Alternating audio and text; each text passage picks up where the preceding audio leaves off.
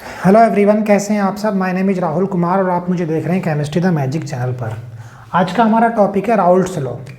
Raoult जो कि एक फ्रेंच केमिस्ट थे, राउल्ट्स ने बताया कि कोई सॉल्यूशन है, उसमें जो कंपोनेंट प्रेजेंट होते हैं उन कंपोनेंट के मोल फ्रैक्शन और उनके वेपर प्रेशर के बीच एक रिलेशन बताया। उसी रिलेशन को हम आज पढ़ने वाले हैं। राउल्ट्स के नियम में उन्होंने अलग अलग कंडीशन क्रिएट की थी। सबसे पहले उन्होंने एक कंडीशन क्रिएट की थी जिसमें वोलेटाइल सॉल्यूट और वोलेटाइल सॉल्वेंट को ही लेकर एक सॉल्यूशन बनाया था। ठीक है, तो इससे पहले हम वो कंडीशन पढ़ें। सबसे पहले हमें पढ़ना है राउल्ट्स लॉ। राउल्ट ने कहा क्या था, ठीक है, तो चलिए शुरू करते हैं।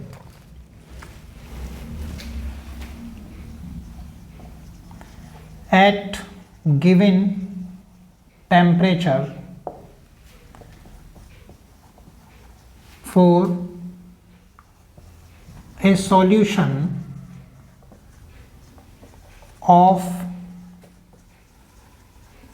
volatile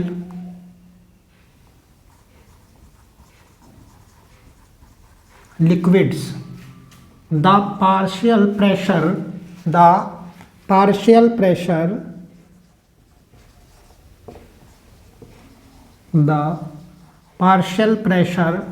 of each component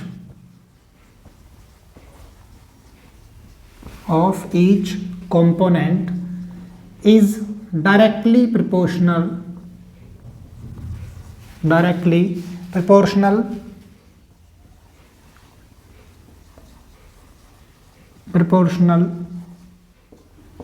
to its mole fraction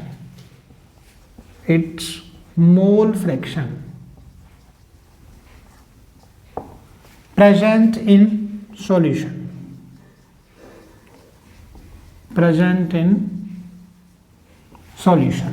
ठीक है, मतलब क्या है कि एक फिक्स टेम्परेचर पर, एक पर्टिकुलर टेम्परेचर पर किसी भी सॉल्यूशन में प्रेजेंट हर एक कंपोनेंट का जो वेपर प्रेशर होगा, पार्शियल प्रेशर जो होगा, वो डायरेक्टली प्रोपोर्शनल होगा उसके मोल फ्रैक्शन के। ये था राउल्ट्स लॉ। अब राउल्ट्स ने इसको लेकर के अलग अलग कंडीशन क्रिएट की। सबसे पहले उन्होंने एक ऐसा सॉल्यूशन बनाया जिसमें वोलेटाइल सॉल्यूट था और वोलेटाइल ही सॉल्वेंट था। तो चलिए उसके लिए हमें रिलेशन चेक करना है। सबसे पहले कंडीशन क्या थी, वोलेटाइल सॉल्यूट और वोलेटाइल सॉल्वेंट, इसका एक सॉल्यूशन बनाया। तो उसके लिए क्या उन्होंने एक रिलेशन बताया। तो चलिए सबसे पहले देखिए, एक कंटेनर लिया,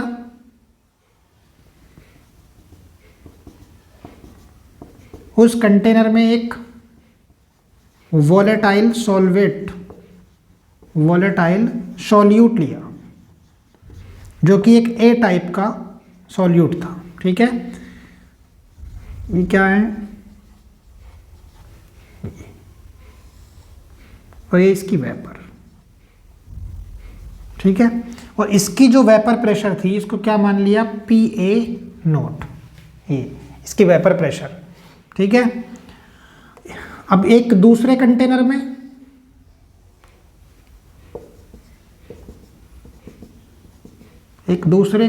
में यहां पर वोलेटाइल सॉल्वेंट ले लिया, वोलेटाइल सॉल्वेंट। इस तरह से इसके पार्टिकल्स को इस तरह से रिप्रेजेंट कर दें, बस थोड़ा सा डिफरेंस दिखाना दोनों में। यहाँ पर तो इसकी भी वेपर होगी, मतलब ये इस तरह से। ठीक है, अब इन दोनों को क्या क्या, और इसकी जो वेपर प्रेशर है ये क्या है, PB0। ठीक है, वोलेटाइल सॉल्यूट का जो यहाँ पर पार्शियल प्रेशर होगा वो कितना होगा, PA। Partial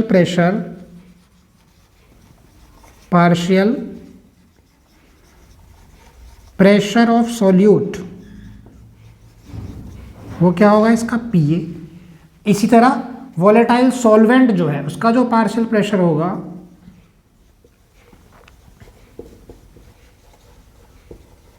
partial pressure of volatile solvent हो गया PB। और ये क्या है, पी ए नोट और पी बी नोट, ये प्योर फॉर्म में वेपर प्रेशर ऑफ सॉल्यूट और वेपर प्रेशर ऑफ सॉल्वेंट है। अब एक इन दोनों सॉल्यूट और सॉल्वेंट को मिक्स कर दिया एक कंटेनर में, एक कंटेनर लिया और उसमें इन दोनों को मिक्स कर दिया यहाँ पर। तो जब ये मिक्स किया तो क्या हुआ, सॉल्यूशन बन गया। अब इस सॉल्यूशन के अंदर यहाँ पर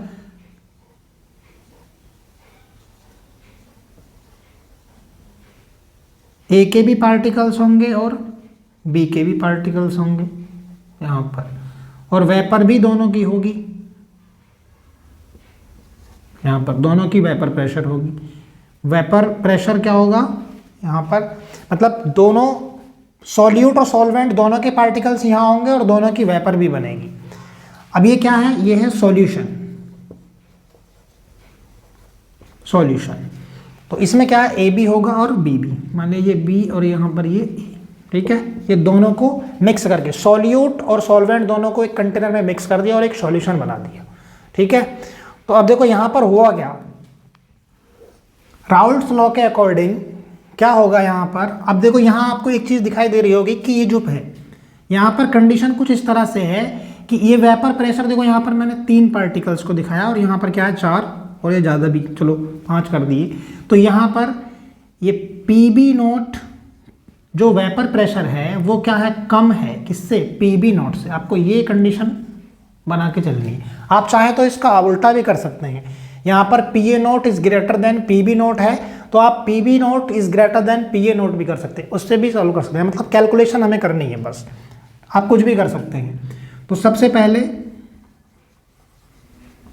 अब पार्शियल प्रेशर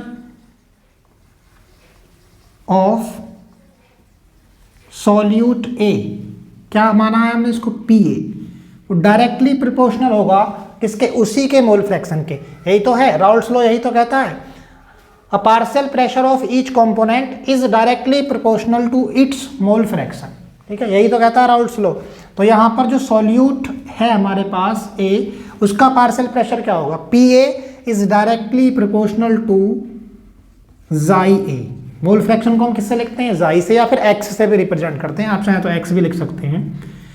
अब देखिए यहाँ से अगर हम इस प्रोपोर्शनलिटी के साइन को हटाएंगे तो क्या होगा, एक कांस्टेंट यूज करेंगे, और वो कांस्टेंट क्या, वो कांस्टेंट लिया राउल्ट ने यहाँ पर, इसी का वेपर प्रेशर को ले लिया। तो P A is equal to P A naught into जाई ए। अब देखो सिमिलरली क्या होगा, सॉल्वेंट का भी पार्शियल प्रेशर चेक करेंगे तो partial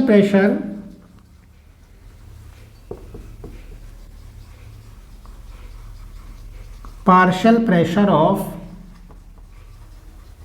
solvent B is equal to, हमने माना था पी बी, तो P B is directly proportional क्या होगा यहाँ पर, जाई बी।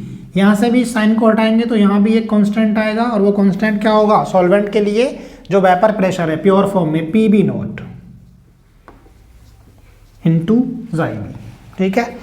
अब देखिए यहाँ पर जो सॉल्यूशन का, अब सॉल्यूशन का जो पार्शियल प्रेशर होगा वो क्या होगा, सॉल्यूशन का पार्शियल प्रेशर सॉल्यूशन के लिए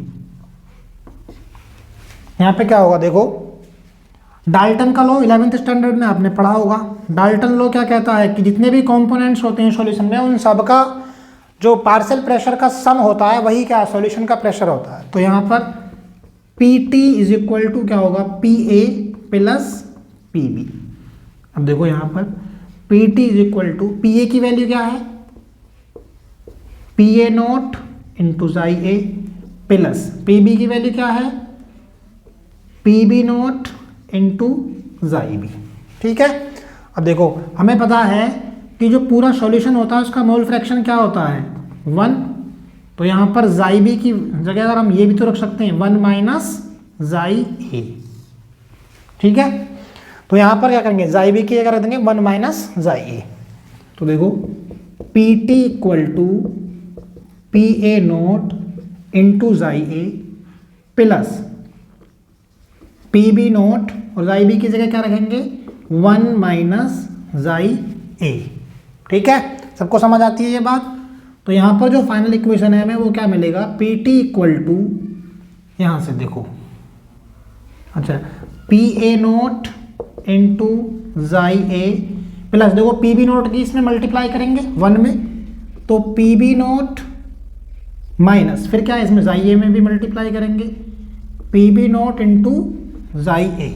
ठीक है, इक्वेशन इस तरफ लिख देता हूँ यहाँ पर, ये देखो पी टी इक्वल टू, यहाँ से देखो क्या होगा, ये पी बी नोट, ठीक है, प्लस अब यहाँ से देखो ये पी ए नोट और minus P B naught, P A note minus P B note. अब देखिए जाई ए यहाँ भी है और यहाँ भी है, तो इसको हम यहाँ पर कॉमन ले सकते हैं। ठीक है, तो ये जाई ए, तो ये आ गया P T equal to P B note plus P A note minus P B note into जाई ए। ये राउल्ट्स लॉ का उस कंडीशन में रिलेशन है वोलेटाइल सॉल्यूट हो जब वोलेटाइल सॉल्वेंट दोनों से मिक्स करके एक सॉल्यूशन बनाया गया है। ठीक है, और इसके लिए भी कंडीशन क्या है, ये है कि यहाँ पर पी बी नोट जो है वो स्मॉलर देन है किससे, पी ए नोट से, मतलब कि यहाँ पर जो प्योर फॉर्म में वेपर प्रेशर ऑफ ए है वो ज़्यादा है प्योर फॉर्म में वेपर प्रेशर ऑफ बी से। ठीक है, तो उसके लिए ये है। तो चलिए सबको समझ में आ गया ये, चलिए इसको नोट कर लीजिए, इसका स्क्रीनशॉट ले लीजिए। अब हमें पढ़ना है राउल्ट्स लॉ का ग्राफिकल रिप्रेजेंटेशन। ग्राफिकल रिप्रेजेंटेशन में क्या है, देखिए हमने अभी इसमें 3 इक्वेशंस पढ़ी थी। सबसे पहली इक्वेशन थी P A equal to P A naught into जाई ए, इक्वेशन नंबर 1। एक था P B equal to P B note into जाई बी, और एक फाइनल इक्वेशन जो टोटल प्रेशर की थी वो क्या था, इसमें पी बी नोट प्लस यहाँ पर P A note minus P B note into जाई ए, ये था। ये इक्वेशन नंबर, इसको 2 मान लें और इसको इक्वेशन नंबर 3। तो देखिए अगर लाइन के इक्वेशन से उन ऊपर वाली दोनों इक्वेशंस को कंपेयर करें तो क्या होगा, y equal to M X, कि क्या होता है लाइन का इक्वेशन होता है, इससे अगर कंपेयर करेंगे तो कैसा ग्राफ बनेगा, मतलब एक स्ट्रेट लाइन का ग्राफ दिखाई देगा जो कि ओरिजिन से जा रहा होगा। तो देखिए यहां पर बनाते हैं सबसे पहले पहली वाली इक्वेशन का ग्राफ। ये क्या है, y एक्सिस और ये x एक्सिस। x एक्सिस पर क्या है, मोल फ्रैक्शन, जिसको हम किससे लिखते हैं, जाई से, और ये प्रेशर की यूनिट है, प्रेशर। ठीक है, ये क्या है, इसका यहाँ 0 पॉइंट है ये। ठीक है, अब देखो यहाँ पर जाई ए इक्वल टू 0 होगा और यहाँ होगा जाई ए इक्वल टू 1। किसी भी सॉल्यूशन का जो मोल फ्रैक्शन होता है वो इसी के बीच में रहता है, 1 से ज़्यादा नहीं होता और वो 0 से कम नहीं होगा। ठीक है, तो यहाँ पर हमें सबसे पहले क्या करना है, इस इक्वेशन में जाई ए की वैल्यू एक बार 0 रखेंगे और एक बार 1 रख करके चेक करेंगे। ठीक है, तो अगर मैं यहाँ पर रख दूँ 0 तो क्या होगा, P A equal to P A note और यहाँ पे 0, तो ये क्या होगा, पूरा 0 हो जाएगा। कहाँ मिलेगा पॉइंट, 0 पर, बिल्कुल यहाँ पर एक पॉइंट मिलेगा। अगर मैं जाई ए की जगह 0 रख दूँ इस इक्वेशन में तो ये पूरा 0 हो जाएगा। तो क्या है, यहाँ पर पी ए बचेगा ना, तो ये 0 पॉइंट पर हमें यहाँ ये पॉइंट मिलने वाला है। ठीक है, अब अगर मैं यहाँ जाई ए की जगह रख दूँ 1 तो क्या होगा, P A equal to P A note और यहाँ पर 1 से मल्टीप्लाई करेंगे तो क्या हो जाएगा, P A equal to P A nought. ठीक है, और पी ए नोट जब हम जाई ए की वैल्यू 0 रख रहे हैं तो यहाँ पर हमें मतलब कि यहाँ मिलेगा कहीं पर पी ए नोट, ये वाला पॉइंट, ये क्या है, पी ए नोट। अब देखो ये 2 पॉइंट्स हमें मिल गए, दोनों पॉइंट्स को अगर हम एक स्ट्रेट लाइन से मिला दें यहाँ पर तो कुछ इस तरह का ग्राफ हमें देखने को मिलेगा। ठीक है, थोड़ा सा आगे यहाँ तक, जाई ए इक्वल टू 1। ठीक, यहाँ पर अब देखिए दूसरी इक्वेशन के लिए क्या है, P B equal to P B note into जाई बी।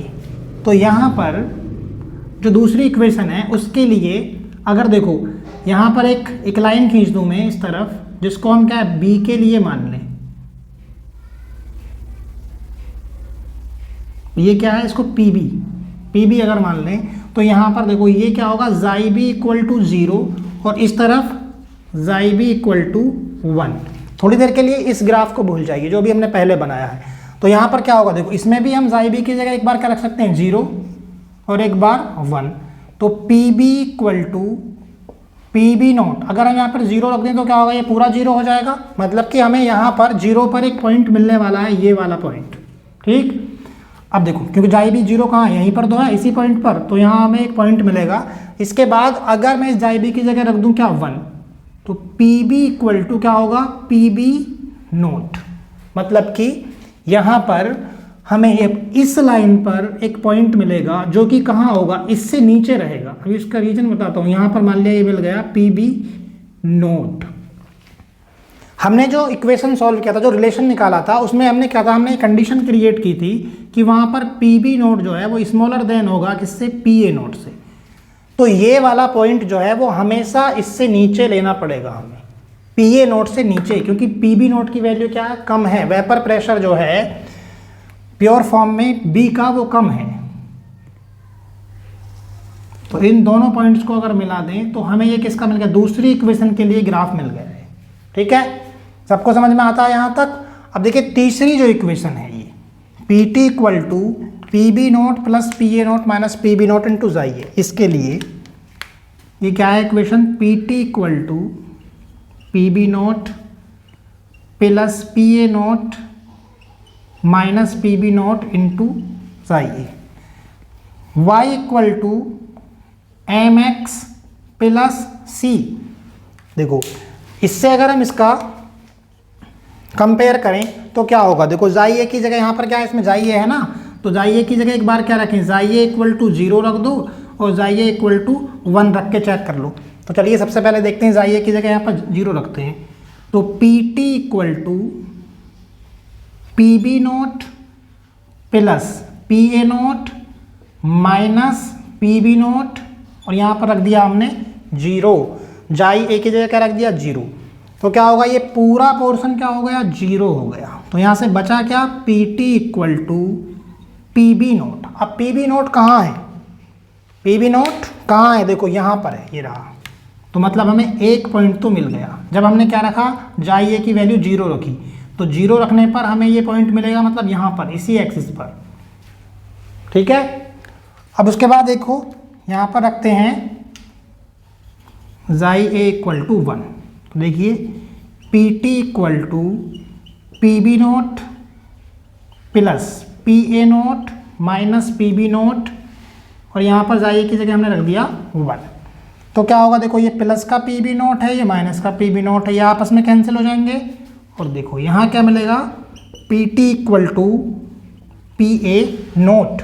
मतलब कि पी ए नोट कब, जब हम जाई ए की वैल्यू रख रहे हैं 1। तो जाई ए की वैल्यू कहाँ है, यहाँ पर 1 है यहाँ पर। तो यहाँ हमें पी ए नोट वाला पॉइंट मिला, ये वाला, ये जो पॉइंट है।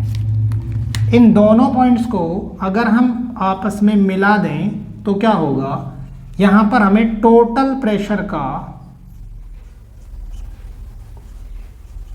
प्रेशर की लाइन मिलने वाली है। और ये देखिए हमें जो ग्राफ मिला ये क्या है, ये P1 का हो गया और ये इस तरफ P2 का, और ये किसका है, टोटल प्रेशर के लिए। ठीक है, या PA इसको मान लें हम, हमने A और B माना है, तो ये PA और ये PB। ठीक है, इनको यहाँ से